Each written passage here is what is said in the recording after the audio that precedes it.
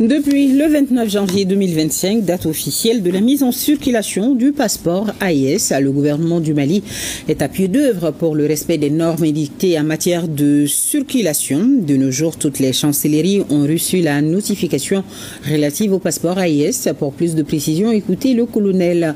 On va écouter le colonel Mamadou Sougouna, conseiller technique au ministère de la Sécurité et de la Protection civile. Il est au micro de Youssouf Diakité.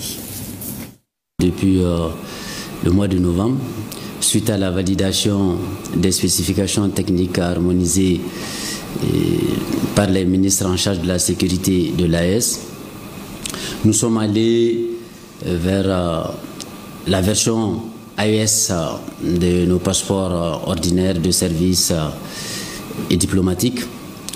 Progressivement, nous avons d'abord mis en circulation les passeports ordinaires.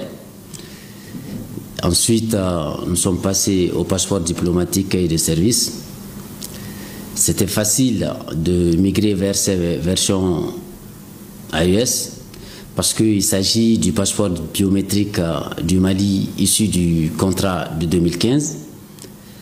Donc, de nos jours, nous avons nos trois types de passeports en version AES. Le passeport ordinaire, le vert que vous connaissez, le passeport diplomatique, le rouge bordeaux, le passeport de service, le bleu foncé.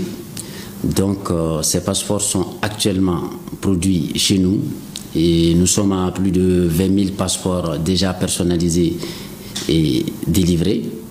Ça se passe normalement. Le tout début est difficile. Effectivement, au tout début, on a des concitoyens qui ont dû avoir des problèmes de visa, notamment dans certaines chancelleries, pas toutes.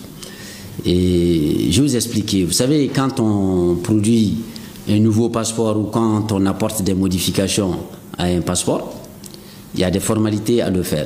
Et bien avant le 29 janvier, nous avons accompli ces formalités en envoyant une note technique détaillant toutes les modifications apportées aux 2 pages de couverture. Et à l'OACI et à l'ensemble des missions diplomatiques et consulaires accréditées au Mali. Et d'ailleurs même à nos missions diplomatiques et consulaires à l'étranger. Qu'à cela ne tienne, il y a certaines chancelleries, je crois 2 ou 3, qui sont revenues après en demandant une version physique du spécimen avec une détapage personnalisée. Et cela a été fait depuis le 10 mars déjà, toutes ces chancelleries. On ne s'est pas limité à ces 2 ou 3. On en a envoyé à l'ensemble des missions diplomatiques et consulaires encore, le spécimen physique avec une détapage personnalisée. Et depuis, je pense que tout est rentré dans l'ordre. En tout cas, pour le moment, on n'a pas eu d'autres retours ou on n'a pas été saisi par d'autres chancelleries par rapport à quoi que ce soit concernant les 3 versions de notre passeport. Mission en République islamique de Mauritanie, elle est conduite par